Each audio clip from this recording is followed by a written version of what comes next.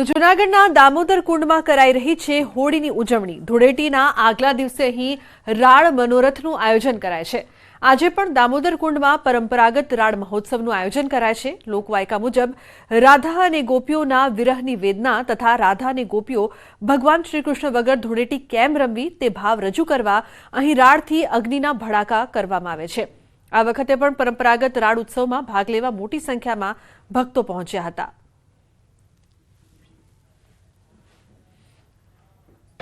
દરેક દેવ મંદિરોની અંદર રાળ મહોત્સવ ઉજવવામાં આવે છે। શ્રી નાથ દ્વારા દ્વારકાધીશ શામળાજી અને દામોદરજી મંદિર ખાતે આ પરંપરાગત મહોત્સવ છે ઉજવવામાં આવે છે। સમાચારમાં આગળ વાત મોરબીની। મોરબીમાં સતવારા સમાજ દ્વારા હોળીની અનોખી રીતે ઉજવણી કરવામાં આવે છે। હોળીની રાત્રે બજારમાં હરાજી કરવામાં આવે છે। તેમાંથી જે રકમ મળે તેને દાન પેટે આપવામાં આવે છે। તે ઉપરાંત દલવાડી સમાજ દ્વારા શ્યામજી બાપા અને વીણીમાની માટીની મૂર્તિ બનાવવામાં આવે છે અને તેમના લગ્ન કરાવવામાં આવે છે। તમામ રિવાજો સાથે લગ્ન કરાવવામાં આવે છે। આ પરંપરા સદીઓથી ચાલી આવે છે। તેમજ શ્યામજી બાપાને ભગવાન તરીકે પૂજવામાં આવે છે અને તેમનું મંદિર પણ બનાવવામાં આવ્યું છે। લોકો પોતાની માન્યતા પૂરી કરવા ખાસ અહીં આવે છે।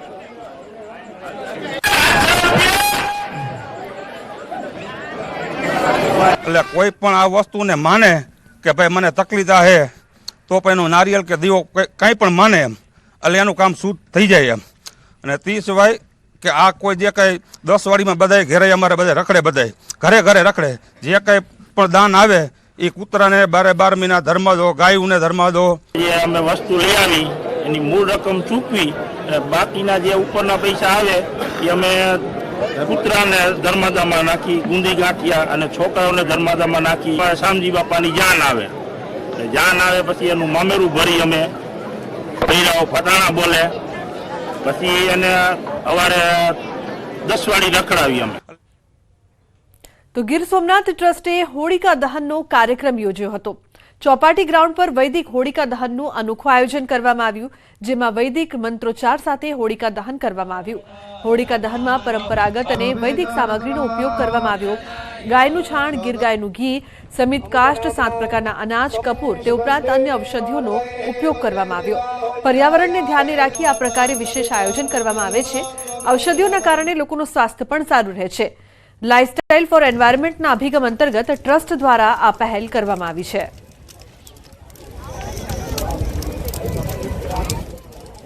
શાસ્ત્રોક્ત વૈદિક રીતે હોલિકાનું પૂજન કરવામાં આવ્યું છે। તેમજ જુદા જુદા કાસ્ટ, પ્રાકૃતિક વસ્તુઓ, ગાયનું ઘી, ગોબરના જે છાણા હોય એનો ઉપયોગ કરી અને હોળી પ્રગટાવવામાં આવી છે। તો પંચમહાલના ગોધરા ખાતે હોળિકા દહનનો કાર્યક્રમ યોજાયો હતો। પટેલવાડા વિસ્તારમાં હોળિકા દહનનું આયોજન કરાયું। હોળિકા દહન પૂર્વે શાસ્ત્રોક્ત વિધિ અનુસાર પૂજા અર્ચના કરવામાં આવી।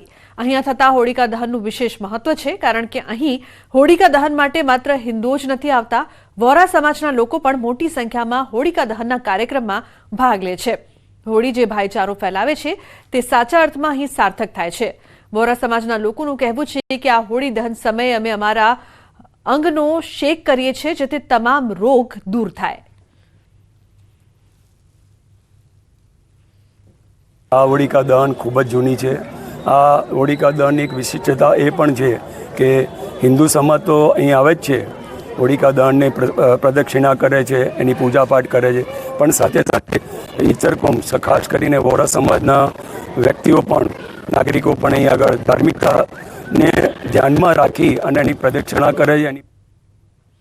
કે હોળીની અંદર અમે જઈએ અને એની તાપણી કરીએ તો અમારી સગલી બીમારી શિફા થાય છે અને અમારી દરેક માન્યતાઓ પૂરી થાય છે। અને અમે સગલા વોરા ભાઈઓ, બહેનો, બચ્ચાઓ સગલા હોળીને માટે આવીએ છીએ। દરેક સમાજ હોળીની અલગ અલગ રીતે ઉજવણી કરતું હોય છે, ત્યારે ભાઈ સમાજ દ્વારા અનોખી હોળીની ઉજવણી કરવામાં આવી. ગીર સોમનાથમાં ભોઈ સમાજ દ્વારા વર્ષો જૂની પરંપરા પ્રમાણે ઉજવણી કરવામાં આવી. ભૈરવનાથ દાદા સાથે હોળીની ઉજવણી કરવામાં આવે છે. માન્યતા પ્રમાણે અહીં નિસંતાન દંપતીઓ ખાસ માનતા રાખવા માટે આવે છે. માત્ર 1 વર્ષની અંદર ભૈરવ દાદાના આશીર્વાદથી તેઓના ઘરે કિકિયારીઓ ગુંજે છે. મહિના અગાઉથી જ ભૈરવ દાદાની મૂર્તિ બનાવવામાં આવે છે, તેની કામગીરી શરૂ કરવામાં આવે છે. આ મૂર્તિ ઇકો ફ્રેન્ડલી હોય છે, જેથી પર્યાવરણને પણ નુકસાન ન થાય.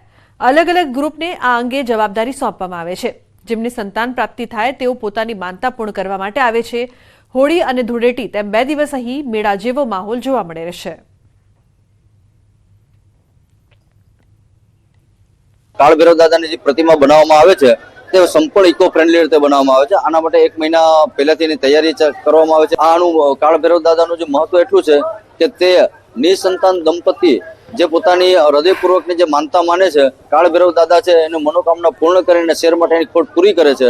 સમસ્ત ભોઈ સમાજ દ્વારા પ્રતિ વર્ષ ભૈરવનાથ દાદાની પ્રતિમાનું આયોજન થાય છે અને ખૂબ શ્રદ્ધાથી, ઉત્સાહથી, એક આનંદનું વાતાવરણ અને એક વિશેષ આકર્ષણની જેમ અને શ્રદ્ધા સાથે માત્ર મેળો નહીં પણ એક શ્રદ્ધાના સાથે પોતે આટલી ભીડ વચ્ચે લાખોની મેદનીઓમાં પધારે છે. પાટણના ચાણસ્મા તાલુકાના બ્રાહ્મણવાડા ગામે છેલ્લા 700 વર્ષથી હોળીના તહેવારના દિવસે એક વિશેષ પરંપરા ઉજવવામાં આવે છે. ગામમાં ચૌધરી સમાજમાં જેને પણ પહેલું સંતાન થાય તેની જેમનો પ્રસંગ ઉજવવામાં આવે છે, જેમાં ગામની મહિલાઓ જોડાય છે. જેમના ઘરે પ્રથમ પુત્રનો જન્મ થાય તે મહિલાઓ હોળીની જેમ નિમિત્તે આખો દિવસ ઉપવાસ રાખે છે. બાદમાં પોતાના દીકરાને નવા કપડાં પહેરાવીને તૈયાર કરે છે. આ બાદમાં સમૂહમાં ગામ વચ્ચે બધા બાળકો તેના પરિવાર સાથે ગામના ચોકમાં ભેગા થાય છે. ત્યારબાદ ગોગા બાપજીના મંદિરે જાય છે, જ્યાં સુખડીનો પ્રસાદ ધરાવાય છે અને પૂજા થાય છે. બાળકના માથાના વાળની એક લટ માતા તેમની સાથે રાખે છે. બાદમાં પૂજારી દોડ માટેનો આદેશ કરતા જ મહિલાઓ ધોમધમતા તડકામાં ઉઘાડા પગે માર્ગ પર 2 કિલોમીટર સુધીની દોડ લગાવે છે. પોતાના બાળકની સલામતી તેમજ સારું સ્વાસ્થ્ય રહે તે માટે મહિલાઓ આ પરંપરા નિભાવે છે. જેમાં ચાલુ વર્ષે ગામની 11 જેટલી મહિલાઓને ત્યાં પ્રથમ પુત્રની પ્રાપ્તિ થતા તમામ બહેનોએ આ પરંપરામાં ભાગ લીધો. વિદેશમાં રહેતી ગામની મહિલાઓ પણ ભાગ લેવા આવ્યા. અમે લોકો અમેરિકાથી આવ્યા છે. સ્પેશિયલી આ પ્રથા પૂરી કરવા માટે આવ્યા છીએ. આ પ્રથામાં એક માતા એક છોકરા માટે દોડ લગાવે છે અને એમાં હાથમાં ત્રિશૂળ, શ્રીફળ, નાળિયેર બધું લઈને હાથમાં દાંત બાંધેલા હોય છે અને ખુલ્લા પગે દોડવાનું હોય છે. મારા દીકરા વેદાંતનો જન્મ નિમિત્તે અમારા ગામમાં 700 વર્ષ જૂની પરંપરા છે કે હાથમાં શ્રીફળ, ત્રિશૂળ અને બાળકની લટ લઈ અને ગોગા મહારાજના મંદિરથી વારાયણ માતાના મંદિર સુધી ખુલ્લા પગ અને ખુલ્લા કેશ રાખીને રેસ लगावવામાં આવે છે. यहाँ का बहुत सुंदर एक प्रथा है जो इतने सालों से चल रहा है कि हम हाथ बांध के माता के मंदिर में जाते हैं, दौड़ के जाते हैं. નર્મદા જિલ્લો આદિવાસી વસ્તી ધરાવતો જિલ્લો છે. હોળી આદિવાસીઓનો સૌથી મોટો તહેવાર છે.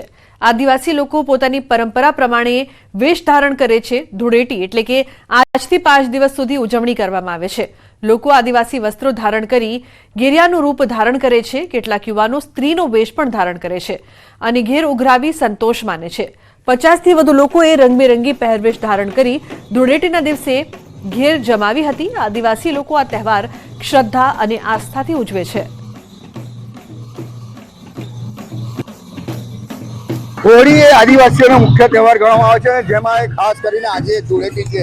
આ ધૂળેટીના દિવસે જે ખાસ આદિવાસીઓ છે જે પોતાના વેશભૂષા કરી અને નાચગાન કરતા હોય છે. એક પરંપરા રહેલી છે કે ઘરમાં કોઈ બીમાર પડે તો તે સ્ત્રી વેશ ધારણ કરી અને ગેરૈયા બને છે. ત્યારે આજે સવારથી જ નસવાડીનું એક ગ્રુપ છે જે ગેરૈયાનો અવનવું વેશભૂષા કરી અને આવ્યા છે. ત્યારે એમની સાથે આપણે વાત કરીએ કે કઈ રીતના આપણે વેશભૂષા કરીએ છીએ અને કેટલા આપણા ગ્રુપના માણસો છે અને કઈ કઈ જગ્યાએ ફરીએ છીએ. અમે આદિવાસીના કાક બાબાથી પરંપરા ચાલતી આવી છે. વિખાઈ ના જાય માટે અમે દર વર્ષે 5 દિવસ સુધીના ગરિયા બનીએ છીએ. અમુક છોકરીના વેશમાં બનીએ છીએ, અમુક મૂરના પીસના મુંગટ પહેરીને બનીએ છીએ. અમારો જે પ્રકૃતિ પૂજા છે અમે ઘરે જઈને કરવાના છે. આપણે જે સ્થાનિકો છે તેમની સાથે વાત કરીએ કે ખાસ આ ઘેરૈયા બને છે, લોકો જોવા આવે છે, ત્યારે કહી શકાય કે જે ઘેરૈયાઓ બનતા આ કેટલાક લોકો ટોળાવાળા છે, શું તમને નવું લાગી રહ્યું છે? આ અમારા રાજપીપળા ગામમાં અને નર્મદા જિલ્લામાં જે આદિવાસી વિસ્તાર છે, તો અહીંયા એ લોકોની જે પરંપરા છે અને ખાસ વખતે હોળીના ટાઈમે એ લોકો આવી રહ્યા છે એમના પારંપરિક વેશભૂષાની અંદર તૈયાર થઈને, અને દરેક વેપારીઓ જે છે એ લોકો એમને ઘેર આપે છે. બિલકુલ સ્થાનિકો સપોર્ટ પણ કરી રહ્યા છે. ખાસ વાત કરીએ તો જે આજે હોળી બાદ આજથી ધૂળેટી એટલે કે 5 દિવસ એટલે પાંચમ સુધી આ જે આદિવાસીઓ છે, આદિવાસીઓ પોતાના વેશભૂષા કરી અને ગામે ગામ ફરે છે, પોતાના ઘરે પણ જતા નથી. જ્યારે પાંચમ પૂર્ણ થયા બાદ તેઓ પોતાના ઘરે પરત ફરે છે. એટલે કહી શકાય કે જે આદિવાસીઓની આસ્થા કહો કે શ્રદ્ધા, પરંતુ ઘરમાં કોઈ બીમાર પડે તો જે સ્ત્રી વેશ ધારણ કરીને પણ ઘેરૈયા બને છે. એટલે આ જે માનતાઓ છે, માનતાઓ પૂર્ણ કરવા આજથી એટલે કે આજે જે હોળી બાદ ધૂળેટી, જે ધૂળેટીથી પાંચમ સુધી આ ઘેરૈયાઓ પોતાના અવનવા વેશભૂષા કરી અને આદિવાસી પરંપરા પર એક જાળવી રાખે છે. દીપક પટેલ, ન્યૂઝ 18 ગુજરાતી, નર્મદા. તો હોળી ધૂળેટીના પર્વ નિમિત્તે જામનગરમાં ઘેરૈયાની વિસરાતી પરંપરા જોવા મળી. સ્થાનિકોએ હોળીની મોડી રાત્રે પરંપરાગત નારિયેલ ફેંક, બાકસ રમત, દડેથી દડે આટવાની રમતો રમી હતી. મોડી રાત્રે યોજાયેલી આ પરંપરાગત રમતોમાં શરતો પણ લગાવવામાં આવે છે.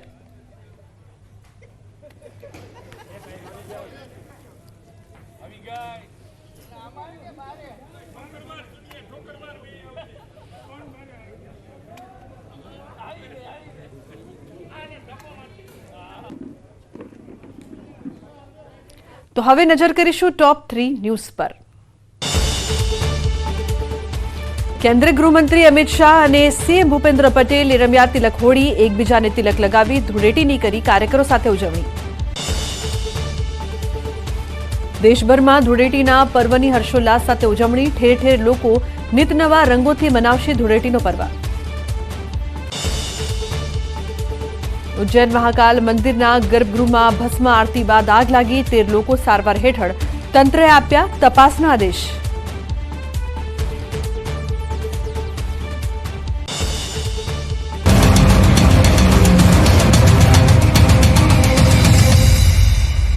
આપને 1 કરોડ રોકડા સાથે એકની ધરપકડ. લોકસભાની ચૂંટણીને લઈને આચારસંહિતા અમલમાં છે, ત્યારે ગુજરાત રાજસ્થાન બોર્ડરથી 1 કરોડ રૂપિયા રોકડા પકડાયા છે. બેનિસાબે 1 કરોડ રૂપિયા રોકડા જપ્ત કરાયા. શામળાજીના અણસોલ બોર્ડર પર થઈ હતી કાર્યવાહી. કારમાં સંતાડેલા 1 કરોડ રોકડા સાથે એકની ધરપકડ કરાઈ છે. ચૂંટણી સમયે બેનિસાબી રોકડ વ્યવહારને રોકવા બોર્ડર પર ચેકિંગ હાથ ધરાઈ રહ્યું છે. તે સમયે એક શંકાસ્પદ કાર પકડાઈ હતી. પોલીસના મતે આ કારમાં છાપામાં સંતાડેલા 21 પૈસાના બંડલ મળી આવ્યા. હાલમાં અરવલ્લી પોલીસે આ મામલે ફરિયાદ નોંધી તપાસ શરૂ કરી છે. આ પૈસા ક્યાંથી લાવતા હતા, કોને આપવાના હતા, હેતુ શું છે, તે તમામ સવાલો પર પોલીસ તપાસ કરી રહી છે.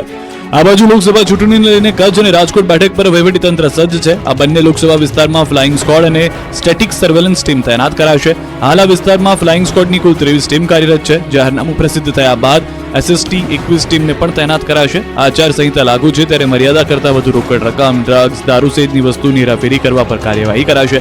આ દરમિયાન ચેકિંગની પ્રક્રિયા, વિડીયોગ્રાફી પણ કરાશે. ત્યારે જે લોકો લીગલ કામગીરી કરતા હોય તેમને પુરાવા સાથે રોકડનો વહીવટ કરવા કલેક્ટરે સલાહ આપી છે. જોકે નિયમોના ઉલ્લંઘન બદલ કડક કાર્યવાહી કરાશે. સુરતમાં નકલી ડિગ્રી કૌભાંડમાં વધુ 2 એજન્ટ ઝડપાયા. 10,000 થી 1 લાખમાં નકલી ડિગ્રી. સુરતમાં નકલી ડિગ્રી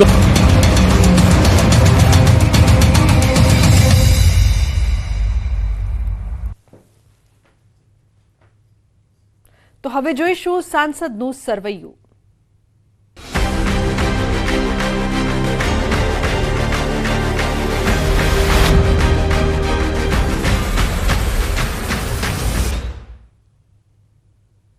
આણંદ એટલે રાજ્ય અને દેશનું મિલ્ક કેપિટલ. દેશ વિદેશમાં જેમનો ડંકો વાગે છે તે આણંદ લોકસભા બેઠક આમ તો કોંગ્રેસનો ગઢ છે, પરંતુ 2 ટર્મથી ભાજપના ઉમેદવારનો વિજય થઈ રહ્યો છે. ત્યારે છેલ્લા 5 વર્ષમાં ભાજપના સાંસદ મિતેશ પટેલે આણંદની કેવી રીતે કરી છે કાયાપલટ, આણંદનો કેટલો થયો છે વિકાસ, શું જનતા સાંસદની કામગીરીથી ખુશ છે?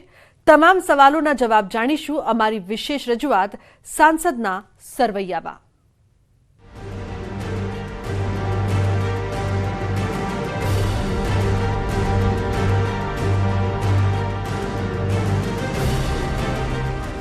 મિલ્ક સિટી તરીકે ઓળખાતું આણંદ શહેર શ્વેત ક્રાંતિ માટે વિશ્વ વિખ્યાત છે.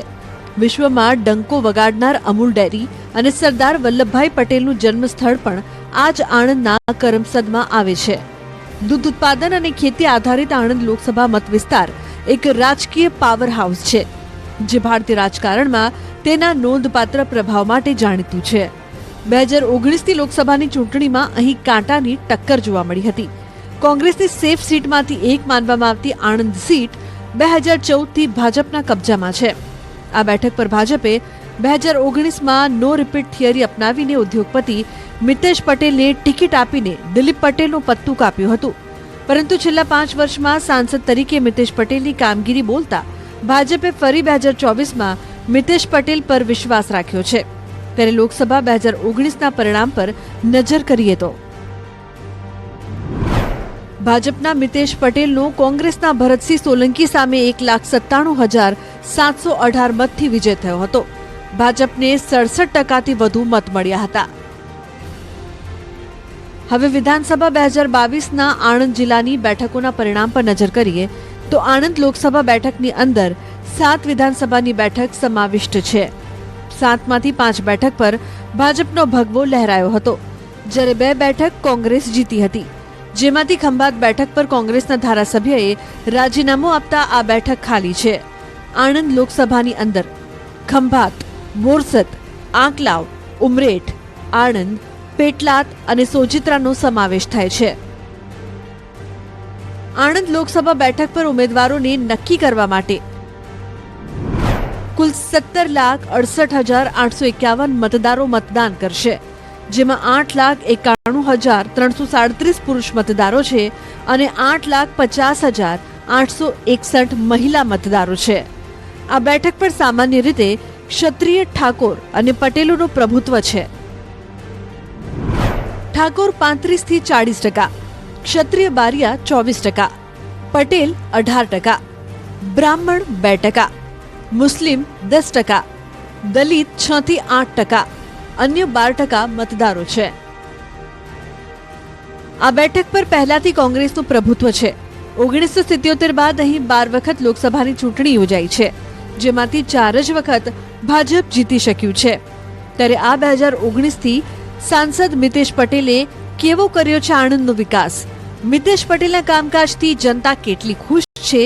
મિતેશ પટેલની કામગીરીના લેખાજોખા જાણવા માટે અમારી ટીમ ગ્રાઉન્ડ પર પહોંચી હતી.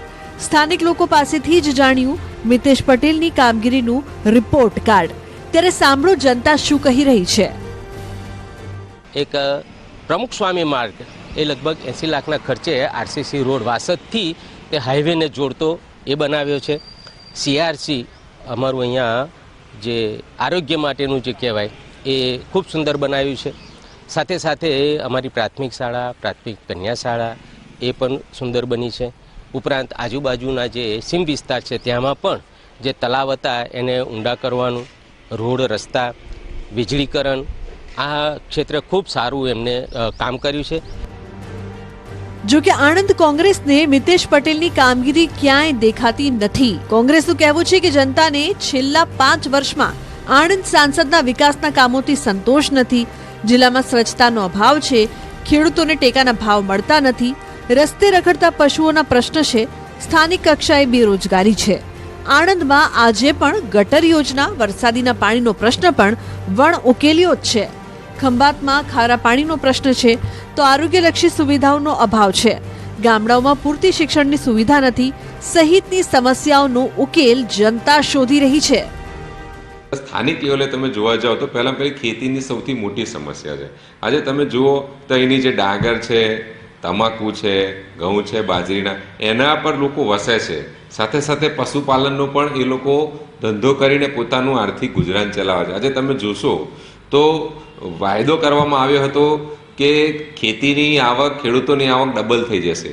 આવક તો ડબલ ના થઈ, પણ ખર્ચા વધી ગયા અને એનું આર્થિક ભારણ આજે ખેડૂત પર આવી ગયું. સિંચાઈ, વરસાદી તો સિંચાઈ જે કોંગ્રેસના સમયમાં કેનાલો બની હતી એના સિવાય કોઈ નવી કેનાલો બની નથી. આજે વાત કરીએ જ્યારે વણાકબોરીમાંથી પાણી છોડવામાં આવે છે ત્યારે આપણે આંકલાવ હોય, બોરસદ હોય અને આજુબાજુના ગામડાઓ જે 18 કરતાં વધારે ગામડાઓમાં પાણી ફરી વળે છે. બીજી તરફ મિતેશ પટેલનો દાવો છે કે જે કામ કોંગ્રેસના સાંસદના કાળથી લટકતા હતા તે તમામ કામ પૂર્ણ થયા.